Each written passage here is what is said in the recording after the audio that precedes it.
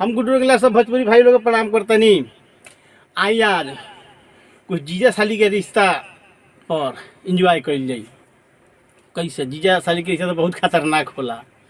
पहले तो आधा होते रहे, अब तो पूरे हुए में टेंशन नहीं है। साली के नाम सुन के तो कितना लोग के मुंह से लार चू जाला। तो यही पे कुछ इंजॉय कर जाओ। सबसे पहले कि केहू के सबसे ज़्यादा इज्जत कहाँ मिलेला, तो केहू के सबसे ज़्यादा इज्जत ससुरारी में मिलेला।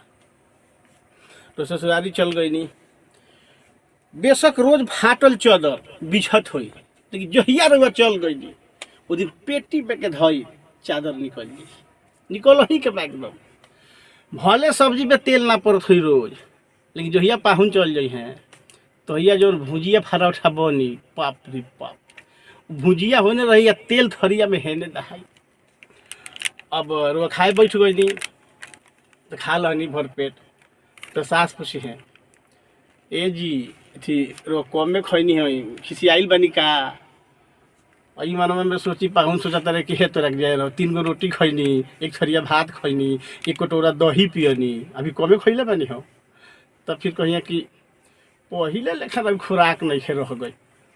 डॉक्टर से कहीं नहीं कि देखावत कहे ना कंजूसी करी ले, देह से बढ़ के कुछ बावे, डॉक्टर से दिखाई कम से कम। तो ये ससुरारी के स्वभाव हो।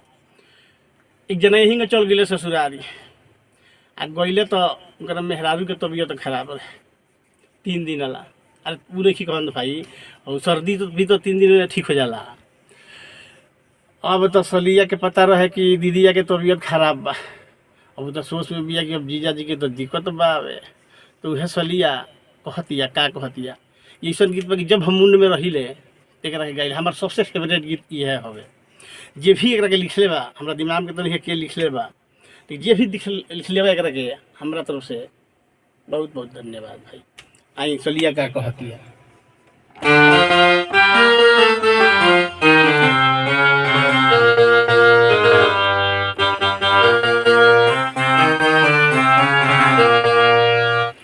तो जीजा करे जो करे ससुरारी में, तो जीजा करे जो करे ससुरारी में, दीदिया दिया बीमारी में।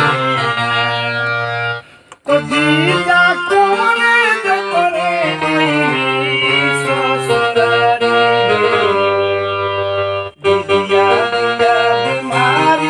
में, आउ देखी का कहतिया। सरिनिया कहतिया टेंशन में मत रही जीजा जी, हम बानी नु।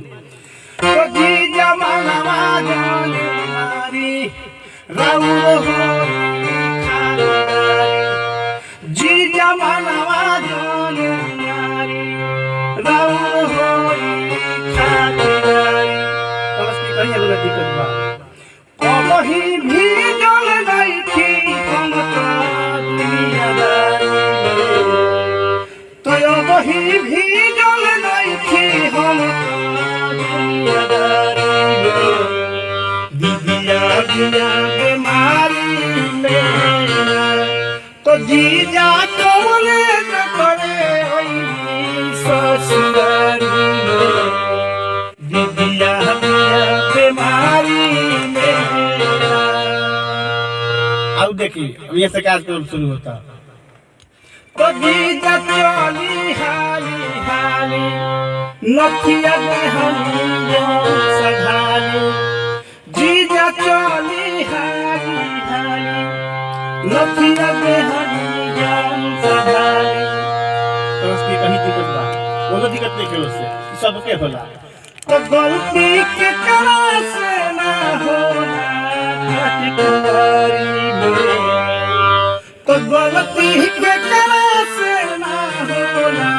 कटकारी में, दीदिया दिया बीमारी में। तो जीजा करे तो करे ससुरारी में, दीदिया दिया बीमारी में। और एक बात देखी का भाई। तो जीजा छोड़ी छोड़ी छोड़ी ओढ़ ओढ़नी हाली हम बटोरी जीजा छोड़ी छोड़ी छोड़ी ओढ़नी हाली हम बटोरी तो हम तो हाथ लगावो तानी तो हम तो हाथ लगावो तानी तो दिया बीमारी तो जीजा कोने जो करे ससुरारी दिया बीमारी गाना के सारांश लास्ट अंतर में ध्यान से सुने।